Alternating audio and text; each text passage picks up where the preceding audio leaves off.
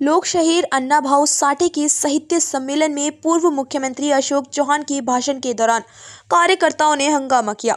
आपको बता दें कि कार्यकर्ताओं की मांग थी कि आरक्षण उप वर्गीकरण तुरंत लागू किया जाए और आरक्षण वर्गीकरण का विस्तार रद्द किया जाए। साथ ही मुख्य न्यायाधीश भूषण गवई पर जूता फेंकने वाले व्यक्ति का यही विरोध किया जाना चाहिए। लोक स्वराज आंदोलन संगठन ने हंगामा किया। कार्यकर्ता नारेबाजी करते हुए बैठक से बाहर चले गए। कार्यकर्ताओं ने आरएसएस और भाजपा पर सामाजिक न्याय विभाग के अंतर्गत आरआरटी द्वारा आयोजित बैठक को आरएसएस की दावनी से जोड़ने का भी आरोप लगाया। जिंदाबाद जिंदाबाद संविधान जिंदाबाद जिंदाबाद जिंदाबाद कॉम्रेड अन्नाभाऊ साठेंचा डॉक्टर बाबासाहेब आंबेडकरांचा धिक्कार असो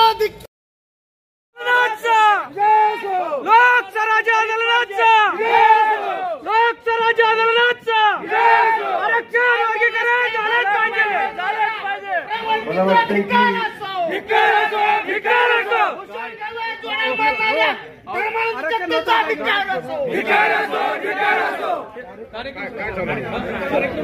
ठीक आहे। मला एवढंच सांगायचं आहे की यातून जे प्रश्न आहेत त्या प्रश्नाला न्याय मिळाला पाहिजे, या प्रश्नाला मार्ग काढता आला पाहिजे।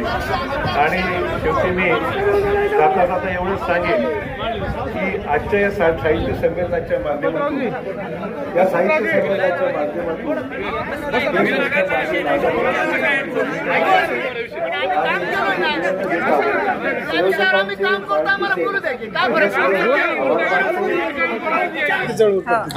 ओके। तर आज अण्णाभाऊ साठे कॉम्रेड अण्णाभाऊ साठे यांचं साहित्य संमेलन नांदेड येथे पार पडत आहे। या साहित्य संमेलनामध्ये मला तिसऱ्या सत्राचं सूत्रसंचलन हाती दिलेलं आहे। अगोदर त्यांनी सांगितलं होतं की अण्णाभाऊ साठे साहित्य संमेलन नांदेडमध्ये होत आहे, तर तुम्ही याचे सूत्रसंचलन करता का? तर मी हो म्हणलं। पण जेव्हा कार्यक्रम पत्रिका हातात आली तेव्हा सगळे हे भाजपचे लोकांचे नावं दिसू लागले।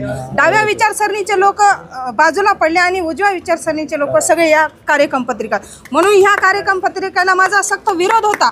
पण काही कारणास्तव माझ्याकडे सूत्रसंचलनाची जबाबदारी दिल्यामुळे मी ह्या सूत्रसंचलन करण्यासाठी आले। पण हे साहित्य संमेलन डाव्या विचारसरणीचं नसून हे उजव्या विचारसरणीचे लोकांचं आहे। मातंग समाजाला एका म्हणजे उजव्या विचारसरणीकडे म्हणजे संघाच्या बाजूला नेऊन ठेवत आहेत। म्हणून ह्या साहित्य संमेलनाला माझा सक्त विरोध आहे आणि असणार पण आहे। कारण कॉम्रेड अण्णाभाऊ साठे समाजवादी आणि साम्यवादी विचाराचे होते। हे न सांगता हे लोक आमच्या विद्यापीठामध्ये पण अण्णाभाऊ साठे जयंती झाली। ते अण्णाभाऊ साठे जयंती करत असताना आम्ही कॉम्रेड नाव लावलं होतं, पण तुम्ही कॉम्रेडच नाव लावत का आहात? ते कॉम्रेड नाव तुम्ही वगळून टाका असं आम्हाला सांगितलं गेलं। पण तिथं आम्ही पूर्णपणे तिथं विरोध केलं। त्या विरोध केल्यामुळं आम्हाला थोडासा त्रास झाला, पण तिथं कॉम्रेड नावानंच आम्ही जयंती केली। कारण कॉम्रेड अण्णाभाऊ साठे हे कॉम्रेडच होते असं सांगून द्यायचे। पण तुम्ही अभ्यास करून हे करा ना, संविधान मोडकळीस आहे, तुम्ही संविधानावर लढा। संविधानावर न बोलता तुम्ही दुसऱ्या वळणाला ठेवून बोलताय। साहित्य संमेलन आरएसएस आणि संघ आणि भाजपच्या लोकांचं भरवलंय असं हा 100% आहे। त्याच्यामध्ये पूर्णपणे आरएसएसचे आणि भाजपचेच लोक आहेत। डाव्या विचारसरणीचे लोक कुठे आहेत ते तुम्ही आम्हाला दाखवा, एवढंच म्हणणं आहे। आम्हाला निमंत्रण माझं नाव मीना आरसे आहे। मी CPIMचे जिल्हा कमिटी सदस्य आहे आणि मी SFI मध्ये काम करते, स्टुडंट फेडरेशन ऑफ इंडिया। कार्यक्रम चालू होता आणि अशोक चव्हाणांचं भाषण होतं। तुमच्या काय नेमक्या मागण्या होत्या? तुम्ही रोष व्यक्त केला आहे। अनुसूचित जाती आरक्षणाच्या वर्गीकरणाचा लढा या महाराष्ट्रामध्ये गेली 35 वर्षापासून लोक लढत आहेत। या लढ्याचा परिपाक म्हणूनच, आणि ही लढाई सामान्य माणसांनी लढलेली आहे, पोटं भरलेल्यांनी लढली नाही। एखाद्या जातीचा लोकप्रतिनिधी म्हणजे समाजाचं हित नाही, त्या समाजाला पर्टिक्युलर संधी पाहिजे।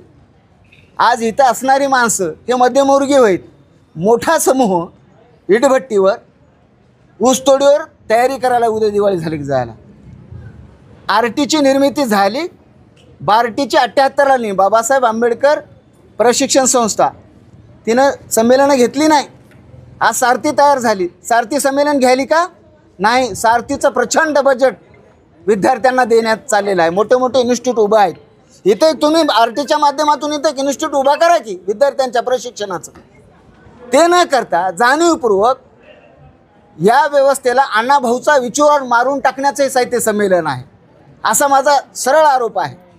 कारण या ठिकाणी आरटीच्या नावानं बजेट कुठलं आहे? सामाजिक न्याय विभागाचं आहे. आणि हे बजेट कशाला वापरलं? याच्यातून काय निर्माण करायचं आहे यांना? आपली राजकीय भूमिका तयार करायची आहे.